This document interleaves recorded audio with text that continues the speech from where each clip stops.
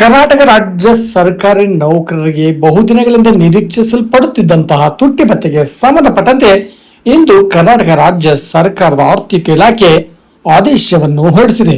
ಹೌದು, ಕರ್ನಾಟಕ ರಾಜ್ಯ ಸರ್ಕಾರಿ ನೌಕರರಿಗೆ ಜನವರಿ 1, 2026ರಿಂದ ಬಾಕಿ ಇರ್ತಕ್ಕಂತಹ ತುಟ್ಟಿ ಭತ್ಯೆ ಬಿಡುಗಡೆಗಾಗಿ ಬಹುದಿನಗಳಿಂದ ಸರ್ಕಾರಿ ನೌಕರರು ಕಾತುರದಿಂದ ಕಾಯುತ್ತಿದ್ದರು.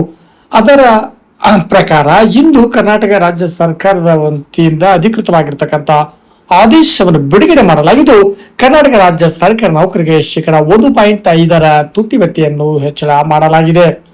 ಸೊ ತಾವು ನೋಡ್ತಾ ಇರಬಹುದು, ಶೇಕಡ 14.25ರಿಂದ ಶೇಕಡ 15.75ಕ್ಕೆ ಪರಿಷ್ಕರಿಸಿ ಮಂಜೂರು ಮಾಡಲು ಆದೇಶವನ್ನು ಹೊರಡಿಸಿದೆ.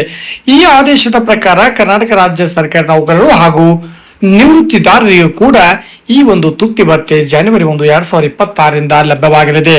ಹಾಗಾಗಿ ಜನವರಿ 1ರಿಂದ ಲಭ್ಯವಾಗಿರ್ತಕ್ಕಂಥ ಈ ತುಟ್ಟಿ ಭತ್ಯೆಯನ್ನು ನಗದಾಗಿ ಯಾವಾಗ ಪರಿವರ್ತನೆ ಮಾಡ್ಕೊಳ್ಬಹುದು ಅಂದರೆ ಮೇ ತಿಂಗಳ ವೇತನವಾದ ನಂತರವೇ ಬಾಕಿ ಇರ್ತಕ್ಕಂಥ 5 ತಿಂಗಳ ಒಂದು ತುಟ್ಟಿ ಭತ್ಯೆಯ ಬಾಕಿ ಹಣವನ್ನು ಸರಿಯಬಹುದು ಅಂತಕ್ಕಂಥ ಆದೇಶವನ್ನು ಈ ಒಂದು ಆದೇಶ ಪ್ರತಿಯಲ್ಲಿ ತಿಳಿಸಲಾಗಿದೆ. ಹಾಗಾಗಿ ಮೇ ತಿಂಗಳ ವೇತನದ ನಂತರವೇ ಜನವರಿಯಿಂದ ಒಂದು ಏಪ್ರಿಲ್ವರೆಗೆ ಇರ್ತಕ್ಕಂಥ 4 ತಿಂಗಳ ಬಾಕಿ ತುಟ್ಟಿ ಭತ್ಯೆಯನ್ನು ನಗದಾಗಿ ಪಡೆಯಬಹುದಾಗಿದೆ. ಹಾಗಾಗಿ ಬಹು ನಿರೀಕ್ಷಿತ ತುಟ್ಟಿ ಭತ್ಯೆಗೆ ಸಂಬಂಧಪಟ್ಟಂತೆ ಆದೇಶವನ್ನು ರಾಜ್ಯ ಸರ್ಕಾರ ಇಂದು ಹೊರಡಿಸಿದೆ. ಆದೇಶದ ಪ್ರಕಾರ ಶೇಕಡ 1.5ರಷ್ಟು ತುಟ್ಟಿ ಭತ್ಯೆಯನ್ನು ಹೆಚ್ಚಳ ಮಾಡಲಾಗಿದೆ. ಧನ್ಯವಾದಗಳು.